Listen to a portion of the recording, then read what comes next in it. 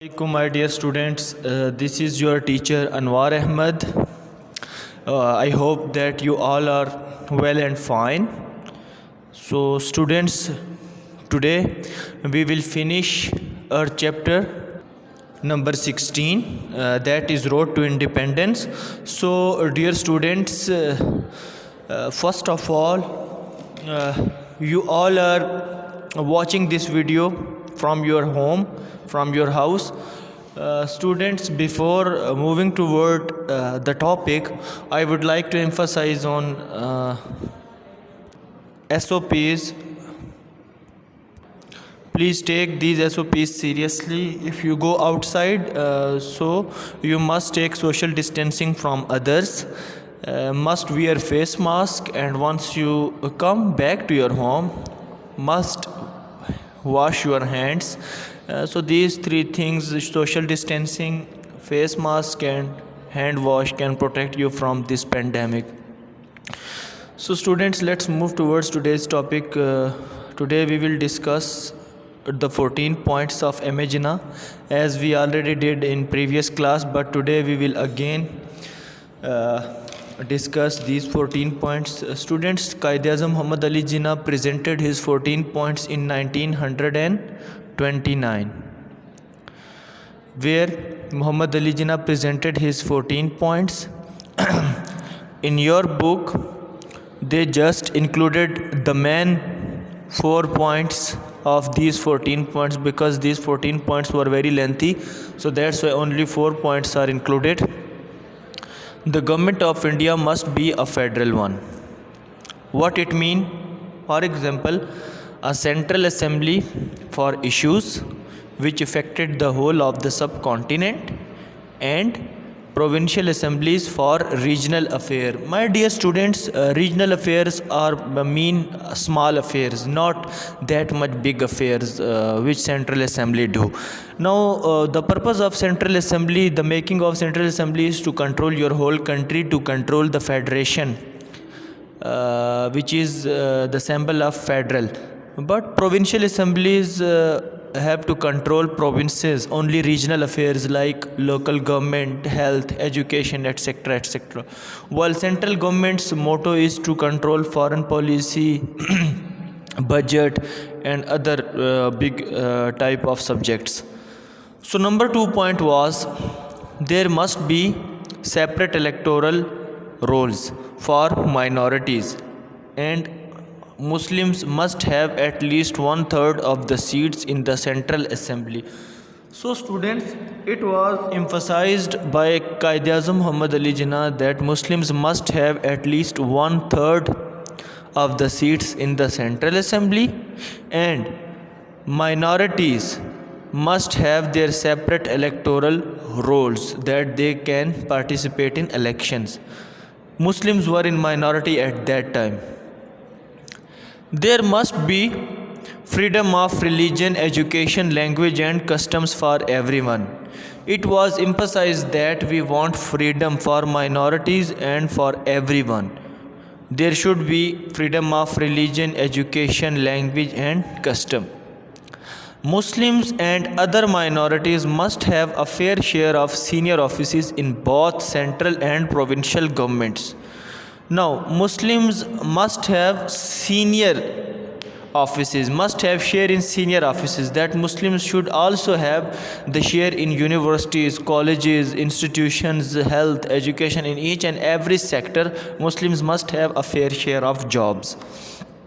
My dear students, as you can also see, I have pasted some piece of papers on my book to give you a message that you will have to do the same. So we will inshallah make few SLO based questions, general questions in today's class. We have made 10 in previous class, and remaining 10 we will do today. So inshallah our general questions task will also be completed with the completion of this explanation, this chapter's explanation. So students must paste your sticking notes on your books for writing general questions. It can help you a lot. So students, let's move towards the next page. Dear students, next page is about that Mr. Jinnah made suggestions for new boundaries of provinces which mainly more closely with the main religion areas. And on the other hand, in 1930, Sir Muhammad Iqbal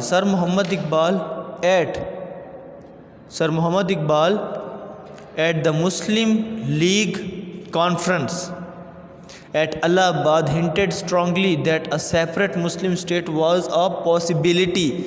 He suggested the same state which is today's Pakistan. Then moving towards round table conferences. As you can see, round table conferences picture pasted on your book as well. The British government organized round table conferences in London from 1930 to 1932 to try to sort matter out. At first, to try to sort out matters. In first round table conference, Gandhi did not attend, but Mr. Jinnah did, and stated that the case of the Muslim people. At the second conference in 1932, Mr. Gandhi appeared and merely repeated his demand for total Hindu majority rule. The third conference did take place, but it met with no success as none of the leaders attended. Not Quaid-e-Azam attended, nor Gandhi attended. In 1932, the British government issued the Communal Award, which said that the Muslims would have 1/3 of the seats on any central legislative assembly. Now, it was a big decision in favor of Muslims, and a percentage of seats on provincial assemblies according to the proportion of the Muslims in the population. Now the Hindus were furious at what seemed a very moderate and fair decision and rejected the proposals out of the hand. There were riots and violence all over the subcontinent, and Gandhi vowed to starve himself to death unless the reward was changed. If he had done so, there would have been revolution in India, with no doubt hundreds of thousands of Muslims slaughtered. Then moving towards Government of India Act 1935. As the parties continued to quarrel, mean Congress and Muslim League, neither side giving way, Britain decided to bring its own solution, which would be the base of independence for India. This was the Government of India Act, which was passed in 1935.